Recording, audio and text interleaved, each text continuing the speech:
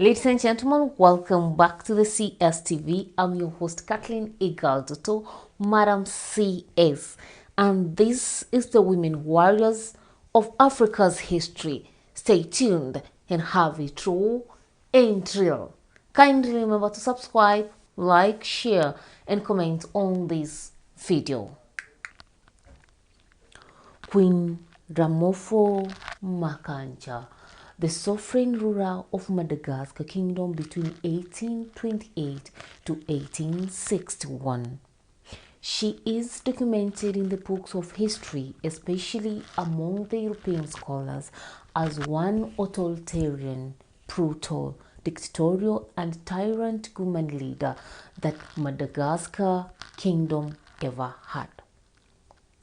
A woman who used forced labor to expand her territories at the same time to ensure self-economic sustenance within the kingdom. The use of the Tengene shrub poison being her signature for punishing those who have been accused of offenses within her judicial territory. A woman who was able to resist European interference and foreign religion in Madagascar. The question is, who was Queen Ramofo? Where was she born? How did she come into power? And what was her greatest legacy in the Madagascar Kingdom? The CSTV travels back to history to bring her story. Stay tuned and have this discussion raw and real. Welcome back. I'm your host Kathleen Igaldoto, Madam CS, the girl with the knees, and this is the story of Queen Ramofo Makhaja, the sovereign reign of Madagascar between 1828 to 1861. Queen Ramofo Makhaja was born in a royal residence, Ambatamanoia, to Prince Andriacha Ramanchaka and Princess Rabadona Andiamboto. When she was young, her father alerted the king of a plot of assassination by the king's uncle. In appreciation, the king betrothed Ramofo to his son Prince Radama. Apparently, Prince Radama was the king's designated as the heir of the throne. The king also declared that any child born out of the union between Ramofo and Radama could be the first in line of succession. So when the king died, Radama, the young prince, took over as the king of Madagascar. And remember, as he's taking over as the king of Madagascar, he's betrothed and already had married Ramofo.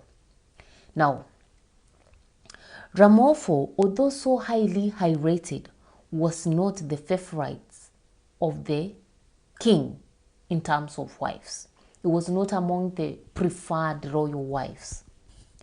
And she was not the preferred wife of Radama, and apparently she never gave birth to a child with him. When Radama took over as the king, he followed the royal custom of executing the opposition and the ombonites and the rivals of the Paris. Among the people that Radama executed included the relatives of Queen Ramofo, and this constrained the relationship between Queen Radama, who was now the husband to Queen Ramofo. Tricky. So Radama died in July 27th, 1828, without leaving any child who could be the heir. And this implied that the son of Radama's sister was to be the one to be the heir, because Radama and Queen Ramofo did not have a child. Although the father, that is Radama's father, had said that Radama and Ramofo, if they give birth to a child, this child could be the first one in terms of the succession line. So when King Radama died, he died away from the palace when he was in company of two courtiers or two bodyguards. And these two bodyguards did not come and give the report that actually the king is dead.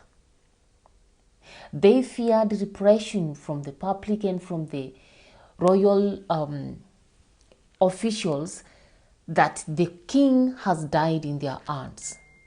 So they kept it a secret for some time, for some days.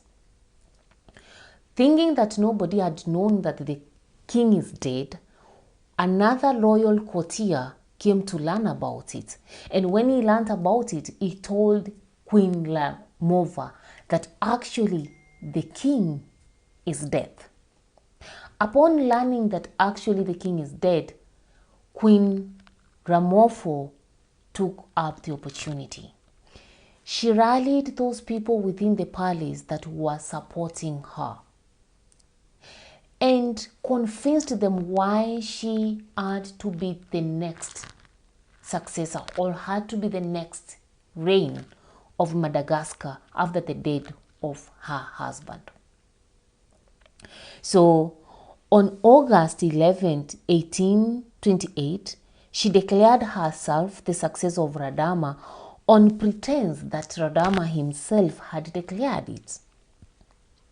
Once in power, she also followed the loyal custom of capturing and killing political rivals, including Radama's family members. A woman on Alfench mission.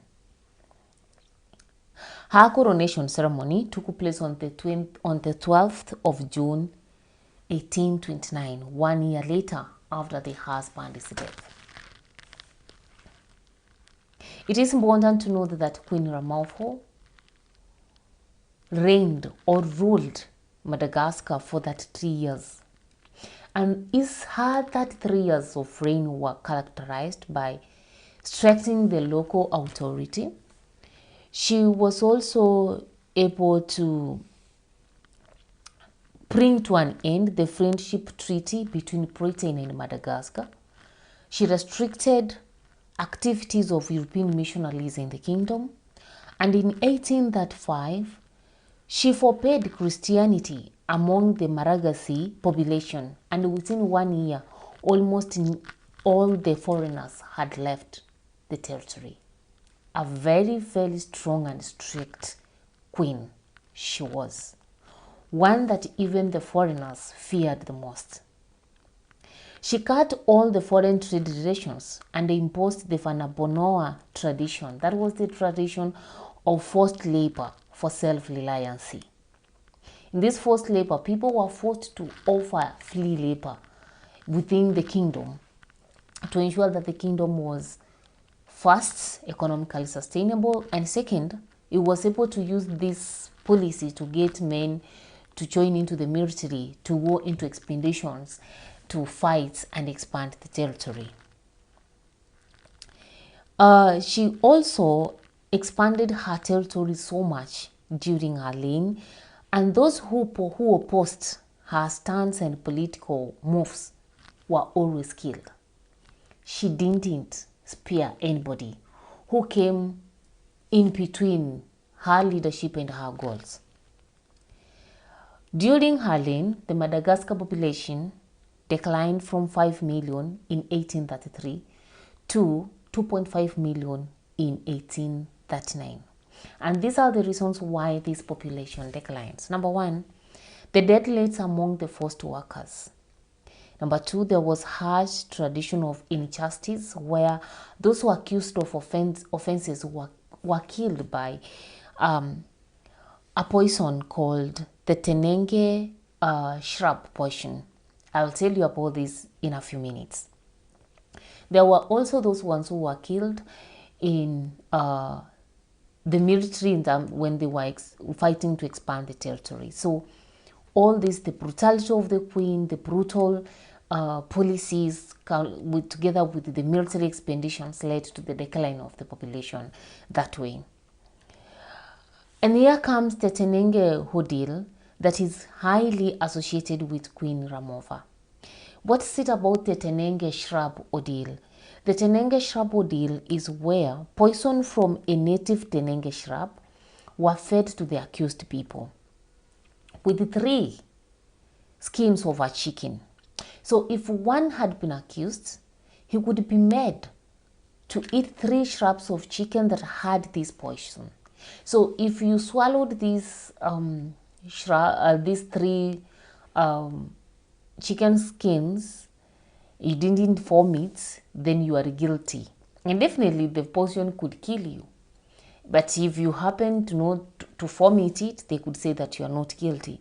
It was kind of an ordeal that involved invoking of gods and living the life of a person on the mercy of how they can be able to vomit or not vomit. And even after her death, the Tenenge ordeal continued until some years later. So you see, it is something that started during her reign, and what carried over even after her reign. It came to stop several decades later after her death. It's also important to note that Queen Ramofo never remained a widow. She married the first conservative member of the royal Paris, and apparently the courtier that she married was served as her prime minister until 1852 when he died. And when this first man died, he married another field marshal who was also part of the conservative officials of the royal family, whom they stayed together until in 1861 when she died in sleep. She died while sleeping, like she slept and never woke up. And during her burial, she was mourned for 9 months. And during her burial, something strange happened. A spark that was accidentally ignited caught a nearby barrel of gunpowder, and this gunpowder was supposed to be used in her burial. But this spark that was accidentally ignited caught the gunpowder, and then there was a large explosive that killed many people, the standby who were standers-by, and destroyed 3 historical royal estates.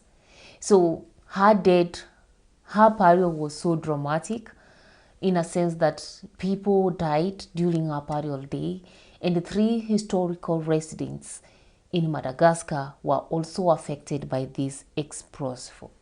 It is important to note that Queen Ramofo has been highly criticized as a dictator, a brutal woman, an insane tyrant who reigned in Madagascar, especially by the Western scholars.